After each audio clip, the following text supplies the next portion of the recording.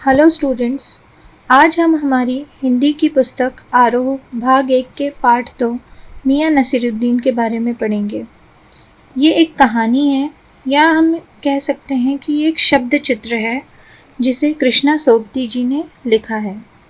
कृष्णा सोबती जी का जन्म 1925 को गुजरात में हुआ था। इन्होंने बहुत सी रचनाएं लिखी हैं जिसमें प्रमुख है जिंदगीनामा, हम हशमत, ए लड़की, समय सरगम आदि। इन्हें साहित्य अकादमी सम्मान, हिंदी अकादमी का शलाका सम्मान और अनेक राष्ट्रीय पुरस्कार प्राप्त हुए हैं। इन्होंने भारत पाकिस्तान पर अनेक रचनाएं लिखी हैं। मियां नसीरुद्दीन शब्द चित्र जो है वो हम हशमत नामक संग्रह से लिया गया है। इसमें खानदानी नानबाई मियां नसीरुद्दीन के व्यक्तित्व, रुचियों और स्वभाव का शब्द चित्र खींचा गया है।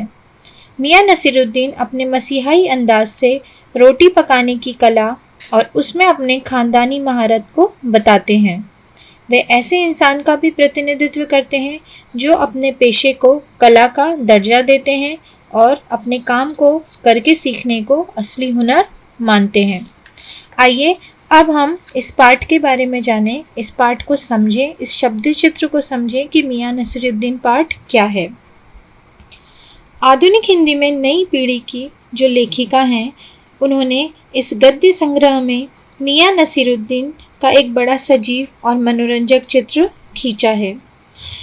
इसमें लेखिका ने पुरानी पीढ़ी के बूढ़े नानबाई मियां नसीरुद्दीन की स्वभावगत खूबियों को बड़ी रोचकता से और साफ सुथरा उभारा है। अब हम इस कहानी का सार देखेंगे। उन्होंने जो शब्द चित्र खींचा है उसके बारे में जानेंगे कि क्या मियां नसीरुद्दीन के बारे में उन्होंने बताया है। संयोगवश एक दिन लेखिका जामा मस्जिद के निकट बसे हुए पुराने गड़ैया मोहल्ले से होकर गुजर रही थी।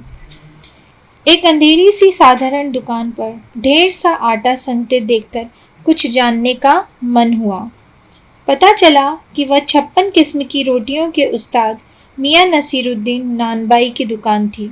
नानबाई कौन होते हैं? जो रोटियां बनाते हैं आग या तंदूर पर। मियां अंदर ही बैठे बीड़ी के दम ले रहे थे। उनके चेहरे पर गहरे अनुभव की झलक थी और आंखों में चुस्ती और चतुराई की चमक थी। लेखिका ने मियां से प्रश्न किया कि इन्होंने इतने किस्म की रोटियां बनाने का हुनर कहाँ से सीखा था।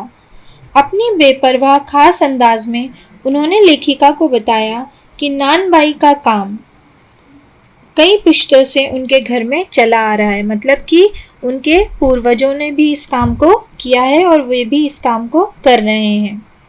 उनके वालिद मियां बरकत शाही गड़ैया वाले नानबाई के नाम से मशहूर थे।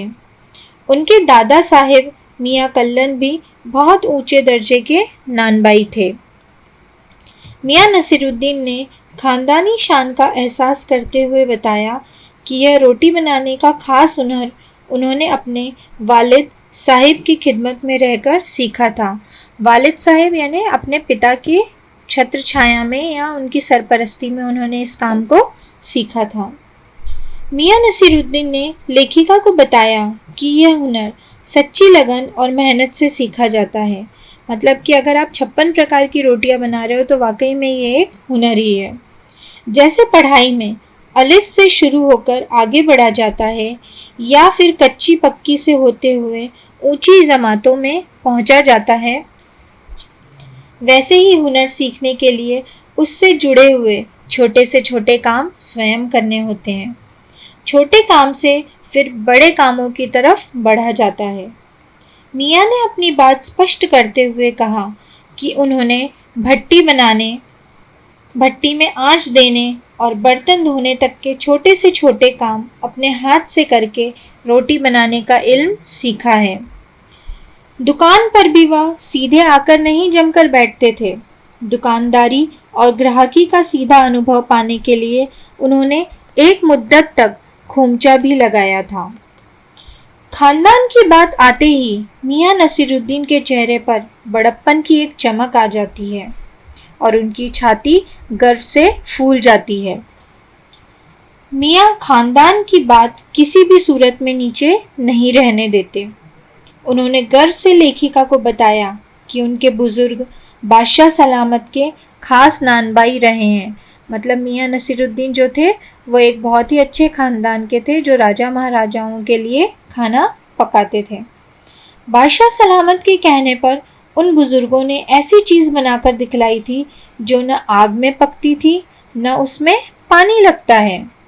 बादशाह सलामत का नाम या फिर उस खास चीज़ का नाम मियाँ नसीरुद्दीन सभी को बताना ज़रूरी नहीं समझते थे।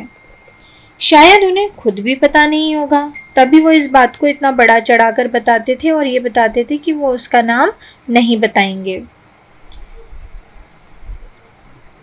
शायद उन्हें खुद भी इस बात का पता नहीं था, लेकिन अपनी शान को ऊपर रखने के लिए वह अपनी खानदान पर घटती हुई एक कहावत कहा करते हैं, खानदानी नानबाई कुएं में भी रोटी पका सकता है। मतलब कि रोटी पकाने के लिए आग की ज़रूरत है, लेकिन खानदानी नानबाई जो होते हैं वो अपनी कला में इतनी महारत हासिल करते हैं कि वो कुएं में भी रोटी पका सकते हैं। लेखिका ने भट्टी पर पकने वाली रोटियों की किस्में जानने की इच्छा प्रकट की।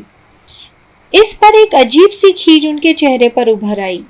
कुछ तुनक कर उन्होंने चंद रोटियों के नाम फटाफट गिना डाले। तुनकी रोटी की तारीफ में उन्होंने कहा कि वह पापड़ से भी महीन होती हैं। मतलब उन्होंने तुनक कर कुछ रोटियों के नाम बताए और उन्होंने बताया कि तुनकी रोटी जो होती वो पापड़ से भी बहुत ज़्यादा पतली होती है।